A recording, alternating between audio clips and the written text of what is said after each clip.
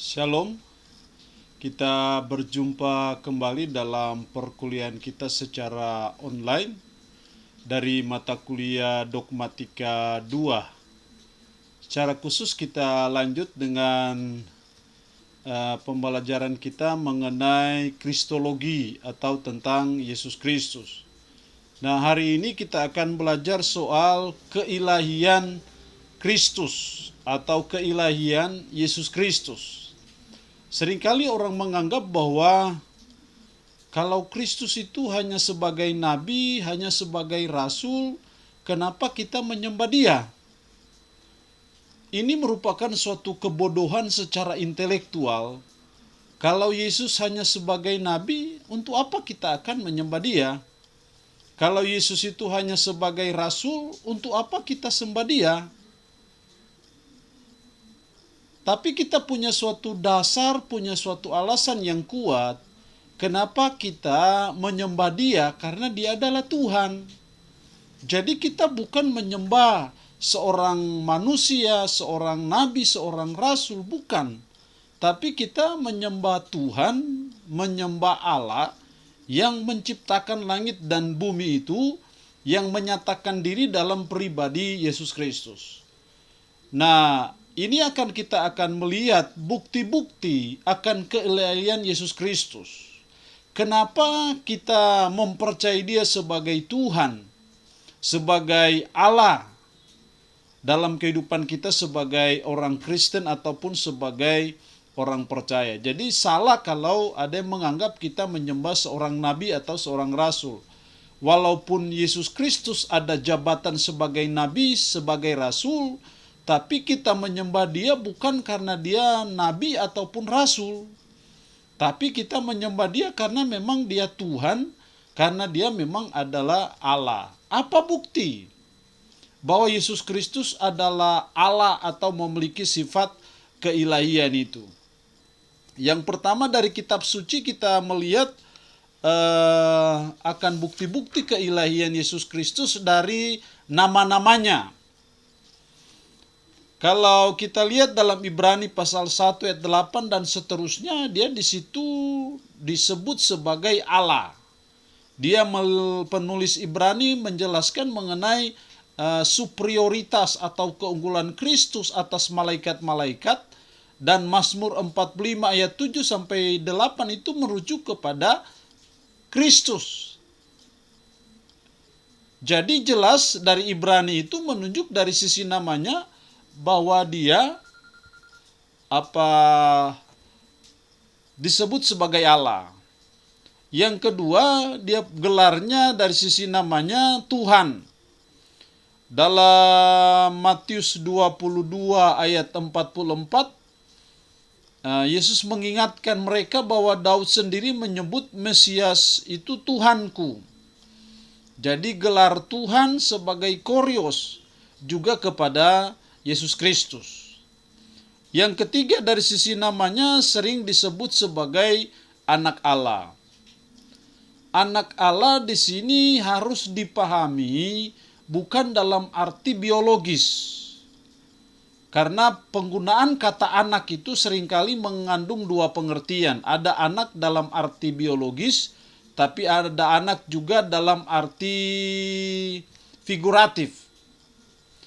Kalau Yesus disebut anak Allah, itu bukan dalam pengertian secara biologis.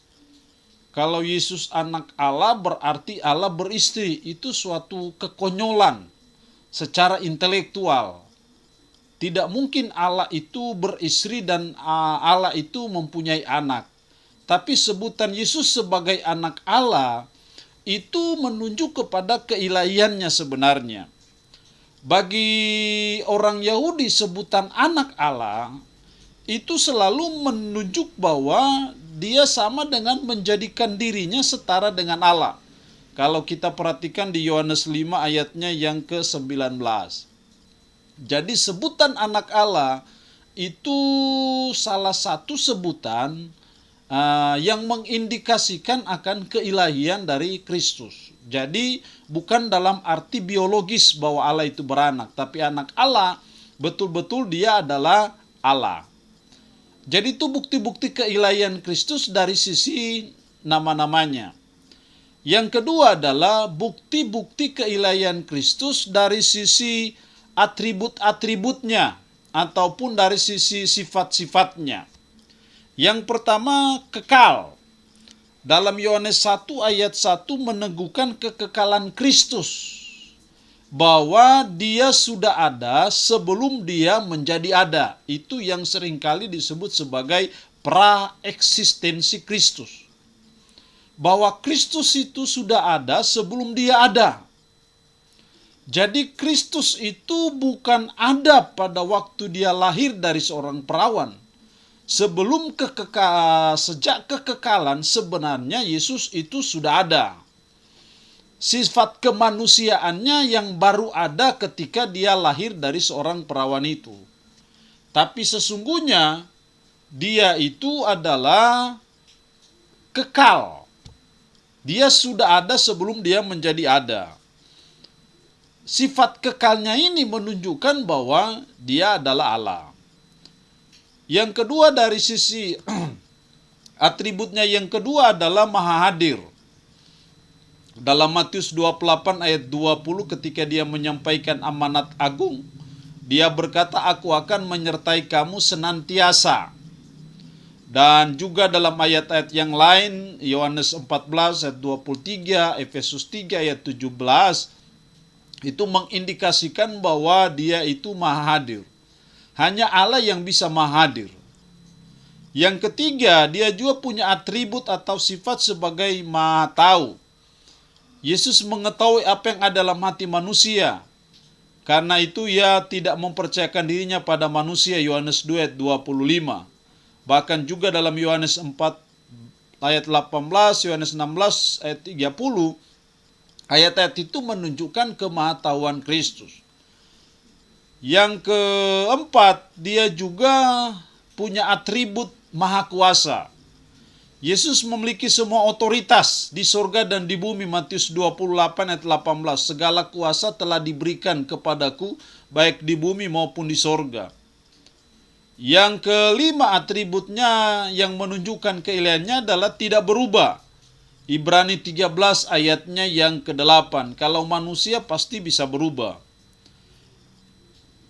Itu beberapa sifat, atribut Kristus yang menunjukkan sifat keilahiannya. Yang berikut kita lihat bukti keilahiannya dari sisi karyanya. Yang pertama sebagai pencipta, Yohanes 1 ayat 3. Yohanes menyatakan bahwa tidak ada yang menjadi terpisah dari penciptaan Kristus. Dalam Kolose 1 ayat 16 mengajarkan bahwa Kristus menciptakan bukan hanya bumi tetapi juga langit dan wilayah malaikat. Jadi dari ayat itu menunjukkan bahwa Kristus adalah pencipta. Kalau dia sebagai pencipta, pasti dia adalah Allah, bukan manusia. Yang kedua, dari sisi karyanya adalah sebagai pemelihara, Kolose 1 ayat 17. Yang mengajarkan bahwa Kristus adalah kekuatan yang menopang alam semesta. Artinya menopang di situ dalam arti bahwa dia yang memelihara alam semesta ini. Kalau dia pemelihara, pasti dia adalah Allah. Atribut karyanya yang ketiga adalah mengampuni dosa. Hanya Allah yang mengampuni dosa. Fakta bahwa Yesus mengampuni dosa mendemonstrasikan keilahiannya. Markus 2 ayat 1-12. Bahkan dalam Injil-Injil yang lain menjelaskan bahwa Yesus juga punya kuasa mengampuni dosa manusia. Kalau dia punya kuasa mengampuni dosa manusia, pasti dia bukanlah seorang manusia biasa, tapi dia adalah ilahi. Yang keempat, dia juga adalah pembuat mujizat. Ada banyak mujizat dan tidak ada satu yang bisa menandingi mujizat-mujizat yang dilakukan oleh Yesus. Mau nabi siapapun, mau rasul siapapun, mau tokoh agama manapun juga, tidak ada yang bisa menandingi mujizat-mujizat yang dilakukan oleh Yesus.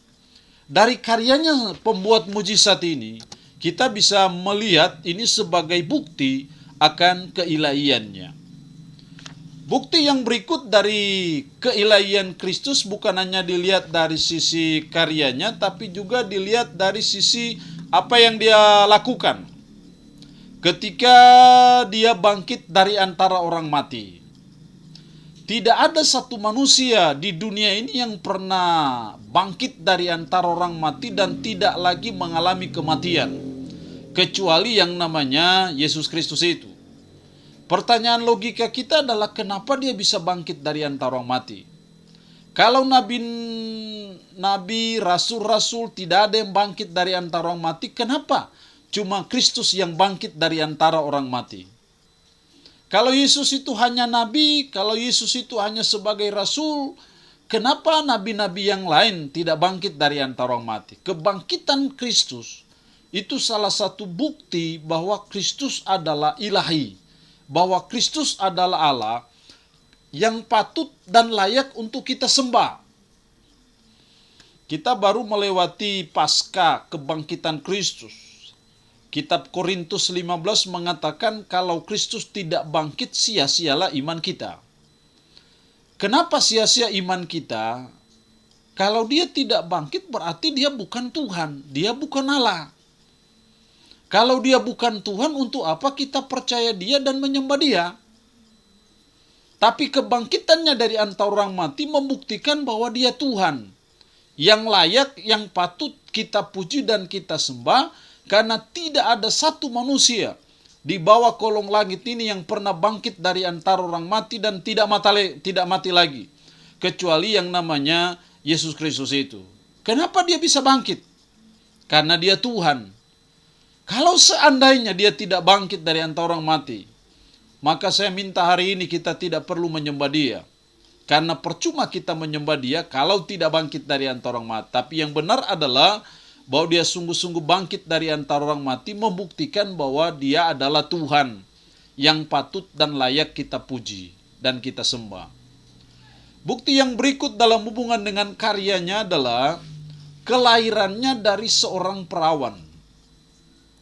Tidak ada satu manusia di dunia ini yang lahir tanpa hubungan seks. Secara hukum reproduksi, bisa terjadi pembuahan itu kalau terjadi pertemuan antara sel sperma dari seorang laki-laki dan sel telur dari seorang wanita, baru itu bisa terjadi pembuahan. Tapi ini aneh bin ajaib. Maria bisa mengandung Yesus.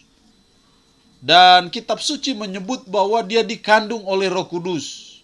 Kelahiran Kristus dari seorang perawan, sesungguhnya itu membuktikan keilahiannya. Bahwa dia lahir bukan karena hubungan seks antara Yusuf dan Maria. Tapi dia lahir karena dikandung oleh pribadi ilahi, Roh Kudus itu. Sehingga kelahiran Kristus dari seorang perawan juga bisa membuktikan keilahiannya.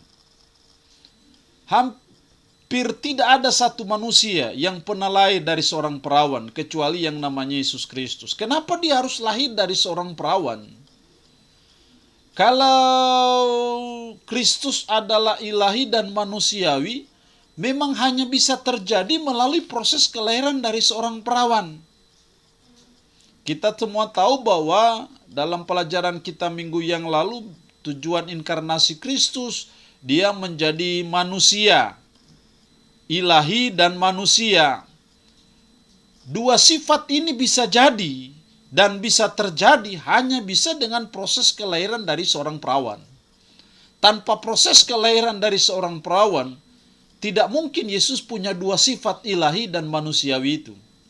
Tapi kelahirannya dari seorang perawan yang membuat dia bisa memiliki dua sifat itu, sifat ilahi dan juga sifat manusiawi. Inilah bukti-bukti bahwa Kristus adalah Allah atau ilahi.